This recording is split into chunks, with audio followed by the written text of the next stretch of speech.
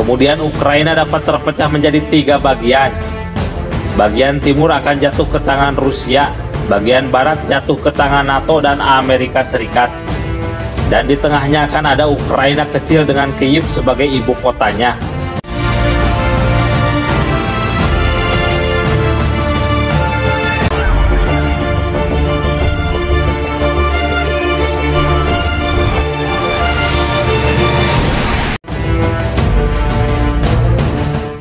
Mantan diplomat Jepang Kazuhiko Togo telah memperingatkan bahwa posisi tawar Kyiv hanya akan semakin memburuk.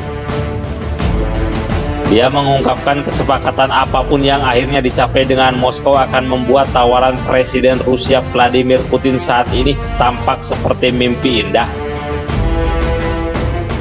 Dalam wawancara dengan kantor berita Rusia RIA Novosti, Togo mengidentifikasi penolakan Amerika Serikat dan Inggris untuk berunding dengan Rusia sebagai keputusan penting yang dapat menyebabkan Ukraina terpecah menjadi 3 bagian.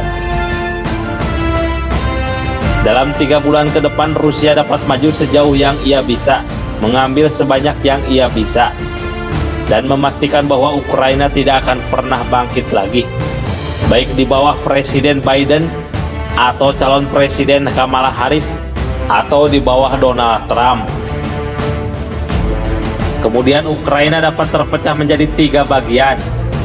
Bagian timur akan jatuh ke tangan Rusia, bagian barat jatuh ke tangan NATO dan Amerika Serikat. Dan di tengahnya akan ada Ukraina kecil dengan Kyiv sebagai ibu kotanya.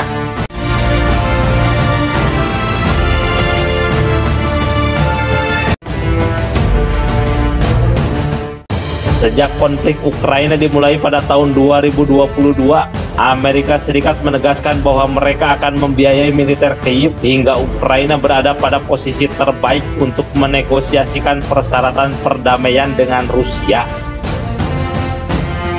Para pejabat Amerika Serikat telah berulang kali menegaskan bahwa negosiasi apapun akan terlalu dini, bahkan setelah konflik berlangsung 2 tahun. Ukraina pada prinsipnya menyetujui kesepakatan perdamaian yang dimediasi Turki pada bulan April 2022 yang akan melibatkan komitmen Kyiv untuk bersikap netral dan membatasi militernya dengan imbalan jaminan keamanan internasional. Namun rencana itu digagalkan oleh Perdana Menteri Inggris saat itu Boris Johnson yang meyakinkan pemimpin Ukraina Volodymyr Zelensky untuk menarik diri dari perundingan. Menurut laporan media, kesaksian dan pengakuan oleh David Arakhamia yang memimpin delegasi Ukraina.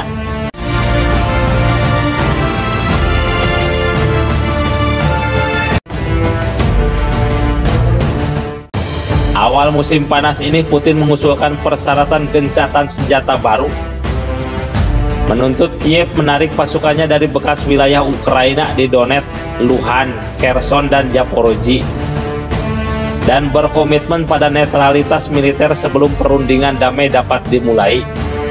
Putin mengajukan usulan perdamaian ini, tetapi Biden dan Zelensky mengatakan bahwa tidak ada yang perlu dibahas di sini, dan bahwa tujuan Ukraina adalah perbatasan tahun 1991, kata Togo kepada RIA Novosti. Ini tidak masuk akal, karena Ukraina sendiri menolak perjanjian Istanbul, yang hampir membuatnya menerima hal ini, tambah Togo. Kata-kata ini harus ditanggapi dengan serius. Togo memperingatkan, sekarang adalah kesempatan untuk mulai negosiasi. Jika harus membagi Ukraina menjadi 3 bagian, maka situasi dan kondisi yang ada sekarang akan tampak seperti mimpi indah.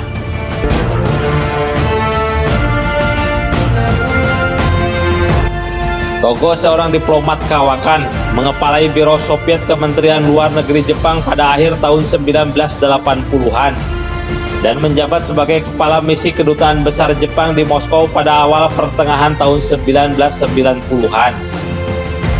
Ia merupakan pemain kunci dalam persiapan pertemuan puncak Irkut tahun 2021 antara Putin dan Perdana Menteri Jepang Yoshihiro Mori, dan dalam persiapan kunjungan Presiden Soviet Mikhail Gorbachev ke Jepang pada tahun 1991.